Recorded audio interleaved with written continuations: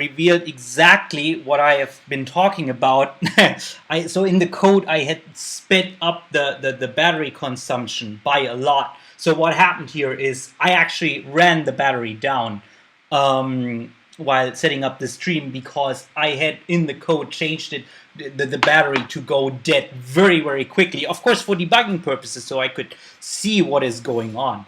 So if I turn on the battery master now, we should also get some sound. There you go.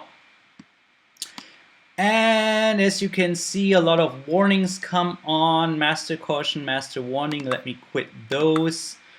And if we bring up the pop-up panels here, we'll be able to see quite a lot of stuff that has come alive now, and complaints that certain things are not working. So well, everything you can see here in the warnings. So we have 3 pages of warnings, obviously, because we have no oil pressure, no hydraulic pressure, no brake pressure, no heat, no steering, no fuel pressure. We have actually 1 fuel boost pump on. Why is that? Oh, okay, because the switches are in. And okay, so why is the left boost pump working and the right boost pump is not working? And if we, if I actually had my wiring diagram now, we could tell you exactly which bus it is on. But the left fuel pump, as you can see here, is actually on the DC battery bus, whereas the right fuel pump is on some other bus that I don't remember right now. But this is the reason why the left fuel pump is working and the right fuel pump is not working. So for the time being, I'll turn that off. And of course, I get a master warning because I lose the fuel pressure on one side. So, and the same thing with the ignition, the same thing. Ignition A is powered by DC bus, ignition B is not. So this is why I get one status message here for the ignition. So, and yeah, of course, because I have no power, the emergency lights are on because they are armed. We'll turn that off for now. And now the emergency lights off, of course, gives a master warning. Seat belts, no smoking signs, we can turn those off.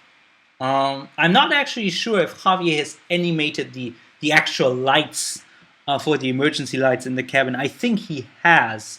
So if you turn on the emergency lights here for a test, when you go back into the virtual cabin, you will actually see those the lit stripes on the bottom, on the floor of the plane. All right. So what else do we have? Fuel computer channel 1 fail, flight data recorder, BTMU, gravity cross flow, pressurization, ice detection, fuel exhaust fail. Oh, that's another good one. Cooling fan. Yeah, this is modeled now. You have here on the center console the switches for the avionics cooling fans. Hang on, where are they? That one should be off now, obviously. Am I stupid? Oh, what? Oh, down here behind the armrest. So the display fan and the airing cooling fan, those are actually working. And right now, in this condition as we are now, the display cooling fan is not working. So if I sit here and just let the sim running for 15-20 minutes, not only will I be running the battery down, but also the screens will go off at some point because they overheat. And only if I give power to the display cooling fan, I can actually keep the displays on. All right, so let's page to the through the warnings here. The crew alert system button here allows me to page through all of this and see what else is going on here. So yeah, of course, low fuel pressure, low hydraulic pressure versus unsafe. Yeah, the DC essential bus is not powered. We can talk about this later. Of course, all the heaters are not working. ARIN cool is not cooling. As I said, the equipment is running high. It's running hot. Display cooling, yeah. All the AC buses are offline, obviously, because we have no AC power right now, and all that stuff is also not working. All right, what can we do here in this status is we can, of course, connect ground power. As you can see, the FMC as such is not available because it's not powered, but here in the plane menu, we can, of course, connect stuff. And actually, we can connect two different kinds of ground power now, the AC ground power and the DC ground power. And they light up green here, and using the electrical panel we can of course show you what exactly they do. So the DC ground power plugs in here instead of the battery charger. Of course, right now you can see we're running the batteries down, obviously, and the AC ground power will plug in here. So for demonstration purposes, let's assume we don't have any AC power and we only have the DC power, so I plug that in. I get some charging in the battery. You will notice the charging current is going to go down over time as the batteries get fuller, get more charged. So this will work as expected. The service bus, that is this thing here, that contains everything that is not necessarily to operate the plane, but for servicing the plane on the ground. So on this is the service bus, powers like the lights in the galleys and the lights in the lavatory, and the AC service bus powers the power outlets for the vacuum cleaners and everything, everything that is needed to service the plane on the ground. All right, so in this position, at least we make sure we don't run the battery down. And if I go back to there we go, to the status page, I will bring now up the APU and get us some electrical and bleed air power. So the APU goes through a couple of self-tests that will be announced here in the status screen. So if I turn that on, so Shutterfluff open APU in BITE, BITE stands for built-in test equipment. So the APU runs through the self-test now, and the APU door is open. This is modeled in the 3D model. Obviously, this is this little flap here on the top of the fuselage that allows the air to go into the APU. Now I can start it, and the APU will start now. The starter will disengage at, I think, 40% RPM or so. Yep, now starter is disengaged, APU is spooling up.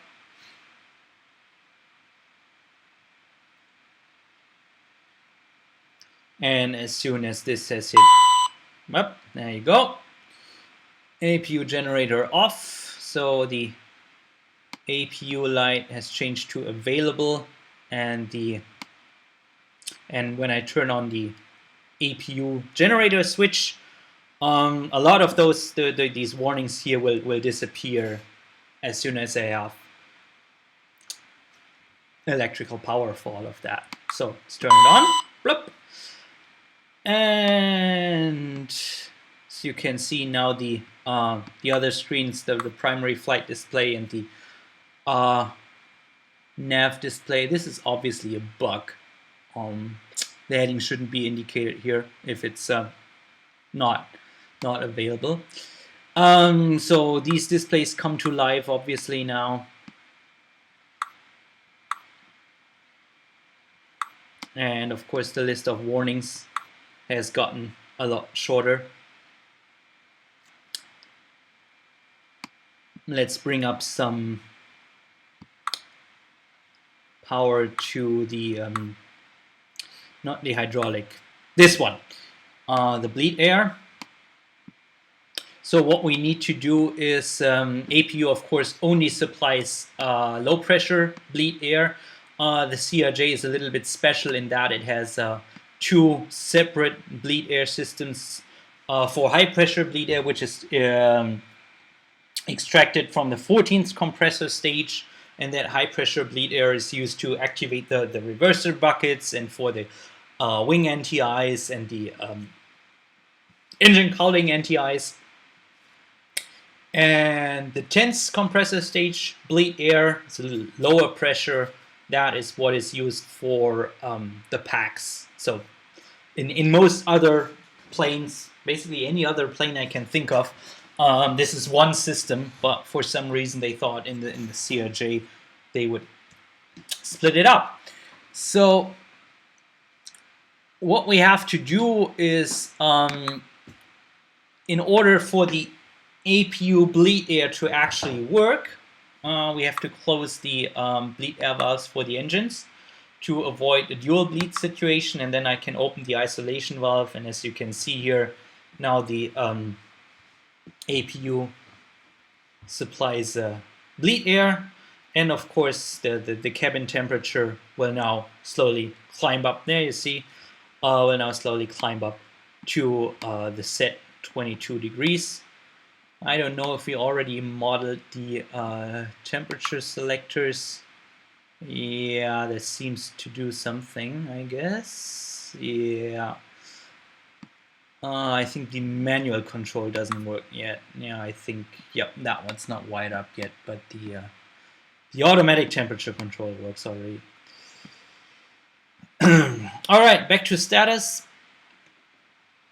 So yeah, isolation valve open, and the left and right bleed air shutoff valves closed. Obviously, because the APU valve is open. And well, let's give some pressure to the fuel system while we're at it. Now we should have, of course, power for both boost pumps. I can turn them on, and now we will have boost pressure, fuel pressure on both sides.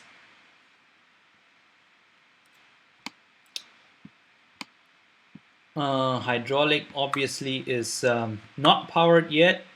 Well, the 3A system is powered because that's on. Well, at this point, you could probably turn this off and see what happens.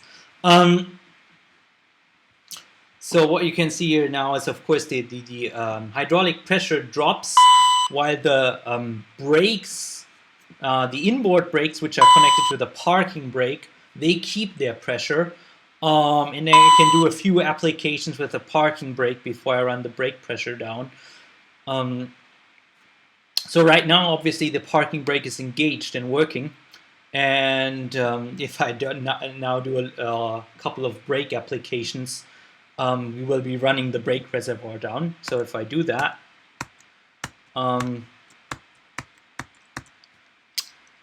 or not, I don't know. Oh, I guess we can't because, oh yeah, okay, yeah, I can't disengage the parking brake right now because it's interlocked with the ground power. So we are on APU power, obviously. So let's disconnect all the ground power and see what happens. So AC power, well, we never had that connected in the first place. And the DC power, we can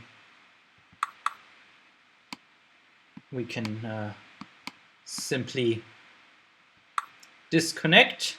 And now, of course, the batteries are charged from the battery chargers, which are on the AC utility buses. And now we can turn off the DC ground power. And if I now fiddle with the parking brake, I should be able to run the reservoir down.